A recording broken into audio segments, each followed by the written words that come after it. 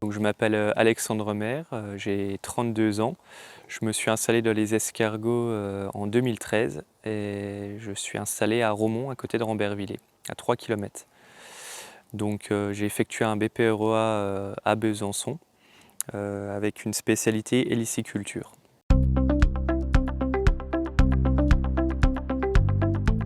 Donc chaque année j'élève 1 200 000 escargots mis en parc sur à peu près 4 900 m² en extérieur.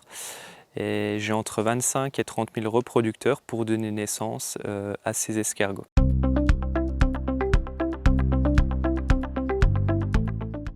Alors déjà, l'escargot que j'élève, c'est du gros gris, hein, c'est de l'escargot qui est élevé en 150 jours, qui va être vraiment bien tendre.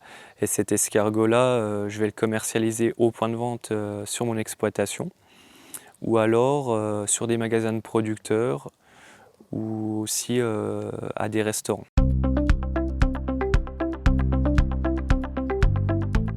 Non, pas forcément. Au départ, je faisais des études en mécanique. Et en fait, depuis l'âge de mes 14 ans, j'élevais des escargots chez mes parents pour m'amuser dans un petit parc que j'avais fait. Et j'ai appris qu'il y avait un élevage à Rambervillers quelques années après. Donc c'est suite à la rencontre de cette dame, de Madame Pimon, que je me suis vraiment pris au jeu et que j'ai voulu en faire mon métier.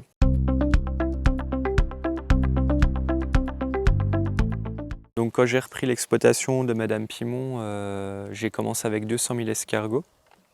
Et aujourd'hui, 10 ans après, j'en ai 1 200 000. Cette évolution est due vraiment grâce à une demande de la restauration et des magasins de producteurs. Donc suite à la reprise de l'élevage de Madame Pimon, elle en élevait 70 000, elle faisait de la ferme pédagogique, elle ne faisait pas la cuisine. Et moi je suis parti sur un autre projet où je faisais vraiment la reproduction, la croissance, la cuisine et la vente.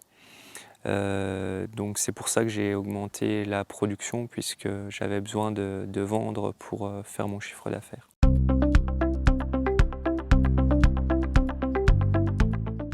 Donc sur l'élevage d'escargots, on est obligé de travailler naturellement en quelque sorte, c'est-à-dire qu'on ne peut pas mettre de désherbants, de produits chimiques dans les parcs, tout simplement parce que l'escargot est une éponge et partout où il va passer, il va capter ce qu'il y a au sol. Donc par exemple, pour lutter contre les limaces, je ne peux pas utiliser d'anti-limaces. Par contre, j'ai une alternative avec des canards qui vont travailler pour moi, qui vont consommer ces limaces. C'est grâce à ces canards coureurs indiens que je vais limiter les limaces en parc. Les parcs sont faits avec des allées en bâche pour pouvoir rentrer dans les parcs sans écraser les escargots, notamment lorsqu'on va nourrir les escargots, qu'on va rentrer dans le parc. Il faut savoir que c'est une clôture électrique qui est cousue sur un filet qui est enterré dans le sol. Et donc ici sur ce parc-là, je suis en surface, je suis en structure haute parce que ce parc-là est à l'abri du vent. Par contre, sur le gros parc, j'ai été obligé d'opter pour une surface plutôt basse et un nourrissage sur les allées en plastique pour que l'escargot ne sente pas trop le vent et puisse consommer et se balader correctement dans l'enceinte du parc.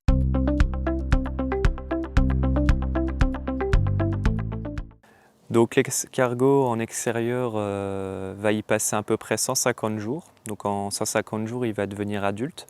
Une fois ramassé, l'escargot va être mis en hibernation avant l'abattage.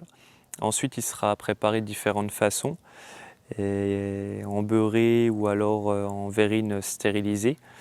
Et il faut savoir que selon les préparations, on va reprendre l'escargot en main entre 22 et 26 fois pour avoir un produit fini. Ces étapes sont vraiment gourmandes en main-d'œuvre. Sur une exploitation comme la mienne, on est à 2 personnes à temps plein toute l'année. Plus à partir de septembre, on sera 6 à 7 saisonniers en plus pour le ramassage et le décoquillage.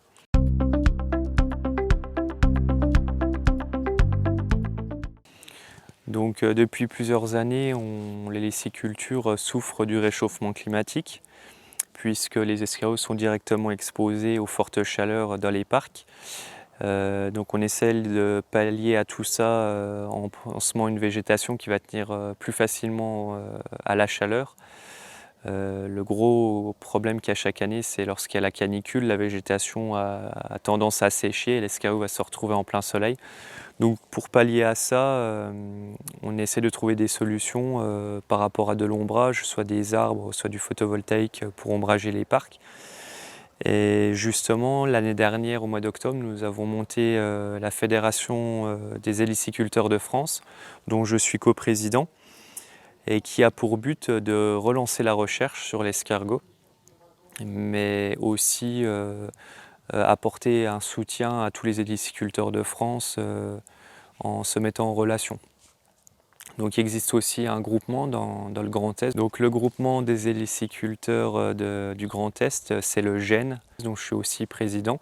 On est une association où on est une trentaine d'éleveurs. Et grâce à cette association-là, on va pouvoir s'entraider, faire des voyages d'études dans d'autres territoires pour voir d'autres façons de travailler, mais aussi échanger entre nous et s'entraider.